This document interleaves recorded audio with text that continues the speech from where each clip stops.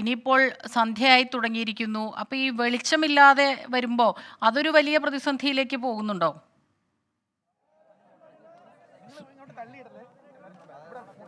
സ്മിത, കുങ്കികൾ വരുന്നു. കുങ്കികൾ എത്തുന്ന കാഴ്ചയാണ് നമുക്കിപ്പോൾ കാണാൻ കഴിയുന്നത്. 3 കുങ്കികളെ, അതായത് വിക്രം, ഭരത്, സൂര്യ, 3 കുങ്കികൾ സജ്ജരായി എത്തുന്നു. ആനയെ അല്പസമയത്തിനകം തന്നെ കാട്ടാനയെ, ഈ തണ്ണീർ എന്ന് പറയുന്ന പേരുള്ള കർണാടക വനം വകുപ്പ് ഓമന പേരിട്ട് വിളിച്ച ആനയെ അല്പസമയത്തിനകം ഇവിടേക്ക് മാറ്റും. ഈ കാട്ടാനകൾ സജ്ജമായി നിൽക്കുന്നു. അതായത് കാട്ടാനയെ കൊണ്ടുപോകാൻ കുങ്കിയാനകൾ സജ്ജമായി നിൽക്കുന്നു. ആ വിക്രം തൊട്ടടുത്തായി സൂര്യ നിൽക്കുന്നു. അതിനുശേഷം കോന്നി സുരേന്ദ്രൻ നിൽക്കുന്നു. എല്ലാ മൂന്ന് ആനകളും ഒരു കാലത്ത് ഇവിടെ കേരളത്തിലെ വനമേഖലയെ വിറപ്പിച്ച ആനകളാണ്. കേരളത്തിൻ്റെ വനമേഖലകളെ വിറപ്പിച്ച കാട്ടാനകളെ ചട്ടം പഠിപ്പിച്ച് കുങ്കിയാനകളാക്കി മാറ്റിയതാണ് വനംവകുപ്പ്. ആ കുങ്കിയാനകളാണ് മറ്റൊരു ചരിത്ര ദൗത്യത്തിനു കൂടി വീണ്ടും സാക്ഷ്യം വഹിച്ചുകൊണ്ടിരിക്കുന്നത്. ആ ദൗത്യമാണിപ്പോൾ നടപ്പിലാക്കുന്നത്. ഇപ്പോൾ 3 കുങ്കിയാനകളും ഇവിടേക്ക് എത്തിച്ചു. ഇനി സുരക്ഷിതമായ രീതിയിൽ തന്നെ ഈ തണ്ണീർ എന്ന് പറയുന്ന കർണാടക വനംവകുപ്പിൻ്റെ കീഴിലുള്ള ഈ കൊമ്പനെ സുഗമമായ രീതിയിൽ തന്നെ കയറ്റി കൊണ്ടുപോകണം. ആ കൊണ്ടുപോകാനുള്ള ദൗത്യത്തിലേക്കാണ് വനംവകുപ്പ് എത്തുന്നത്. ആ ദൗത്യമാണ് നമുക്ക് ഇവിടെ കാണാൻ കഴിയുന്നത്. 3 കൊമ്പന്മാർ, അത് മുത്തങ്ങ ആനപ്പന്തിയിലെ കുങ്കിയാനകൾ, സൂര്യയും അതോടൊപ്പം തന്നെ വിക്രം എന്ന് പറയുന്ന കൊമ്പൻ വടക്കനാടൻ കൊമ്പനാണ്. വയനാട്ടിലെ തന്നെ കൊമ്പനാണ്. വയനാടിനെ ഒരു കാലത്ത് വിറപ്പിച്ച കൊമ്പനാണ്. അത്രമാത്രം വലിയ രീതിയിലുള്ള പ്രതിസന്ധിയും പ്രശ്നങ്ങളും സൃഷ്ടിച്ച കൊമ്പനാണ് വിക്രം എന്ന് പറയുന്ന വടക്കനാടൻ കൊമ്പൻ.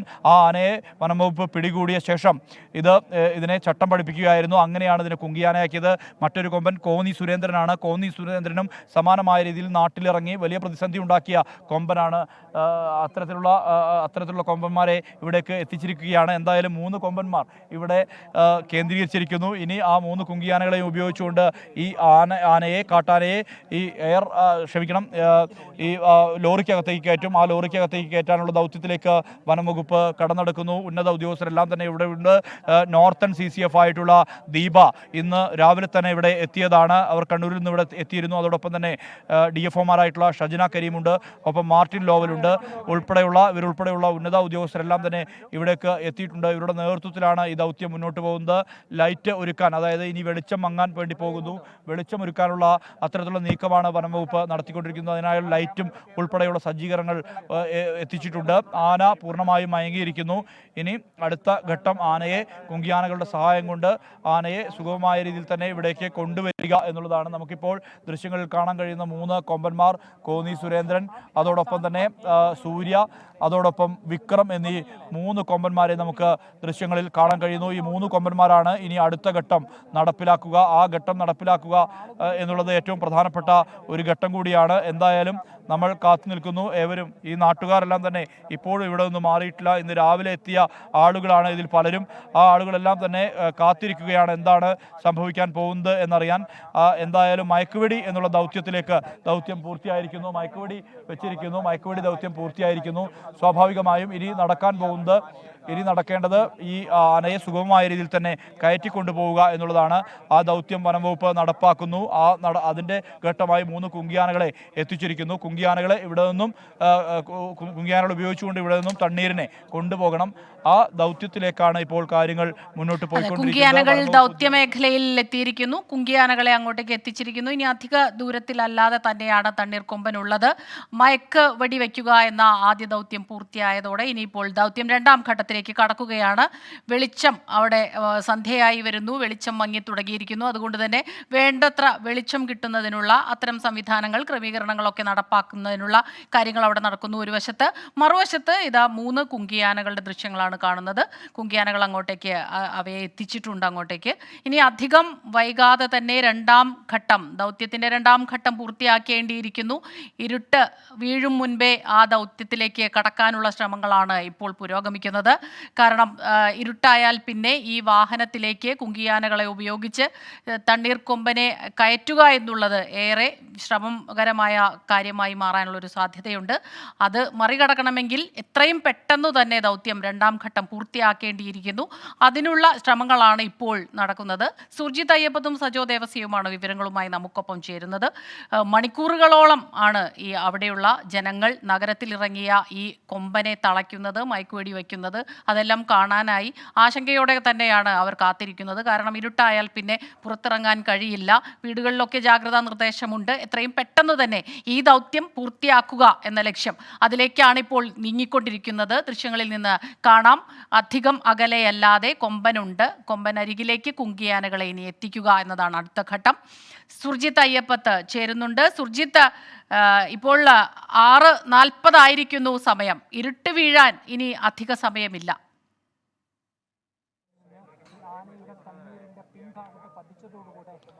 ഇരുട്ട് വീഴാൻ അധിക സമയമില്ല. 3 കുങ്കിയാനകളെ എത്തിച്ചിരിക്കുന്നു. അത് പുകൾപ്പെട്ട അതായത് കോന്നി സുരേന്ദ്രൻ ഉൾപ്പെടെയുള്ള 3 കുങ്കിയാനകളെയാണ് ഇവിടേക്ക് എത്തിച്ചിരിക്കുന്നത്. 1999 രാജാപ്പാറയിൽ നിന്ന് വനംവകുപ്പിന് ലഭിച്ച 1 വയസ്സുള്ള കുട്ടിക്കൊമ്പനാണിത്.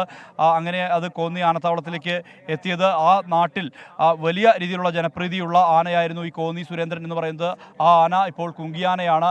ആ ആനയുടെ കൂടെ അതിൻ്റെ കൂടെ വിക്രം എന്ന് പറയുന്ന വടക്കനാടൻ കൊമ്പൻ ഇവിടുത്തെ കുപ്രസിദ്ധി ആർജിച്ച കൊമ്പനായിരുന്നു. ആ കൊമ്പനാണ് കോന്നി സുരേന്ദ്രന് ഒപ്പമുള്ളത്. അതിനോടൊപ്പം തന്നെ സൂര്യ എന്ന് പറയുന്ന മറ്റൊരു കൊമ്പൻ കൂടി ഇവിടേക്ക് എത്തിയിരിക്കുന്നു. അങ്ങനെ 3 കുങ്കിയാനകൾ ഇവിടേക്ക് എത്തിയിട്ടുണ്ട്. ആ കോന്നി സുരേന്ദ്രൻ ഉൾപ്പെടെയുള്ള 3 കുങ്കിയാനകളെ എത്തിച്ചു. ഇനി ഇവിടെ നിന്നും ഇരുട്ട് വീഴുന്ന ഘട്ടത്തിൽ തന്നെ ഇതിനെ മാറ്റാനുള്ള ശ്രമമാണ് നടത്തുന്നത്. എന്തായാലും ഈ പല ദൗത്യങ്ങളിലും തുടങ്ങിയിരിക്കുന്നു അല്ലെ സുർജിത്ത്? നമുക്ക് ദൃശ്യങ്ങളിൽ നിന്ന് തന്നെ കാണാൻ കഴിയുന്നുണ്ട്. സജോ ദേവസ്യയിലേക്ക് കൂടി നമ്മൾ പോവുകയാണ്. സജോ, 2ാം ഘട്ടത്തിലേക്ക് കടന്നിരിക്കുന്നു. തണ്ണീർക്കൊമ്പൻ മയങ്ങുന്നുണ്ട്. കുങ്കിയാനകൾ ദൗത്യമേഖലയിൽ എത്തിയിരിക്കുന്നു. അടുത്ത ഘട്ടത്തിലേക്ക് എത്രയും പെട്ടെന്ന് പ്രവേശിക്കുക, അതുതന്നെയാണ് ഇനിയുള്ള ഒരു നീക്കം എന്ന് മനസ്സിലാക്കുന്നു. സജോ, എവിടെയാണ് ഇപ്പോൾ നിൽക്കുന്നത്?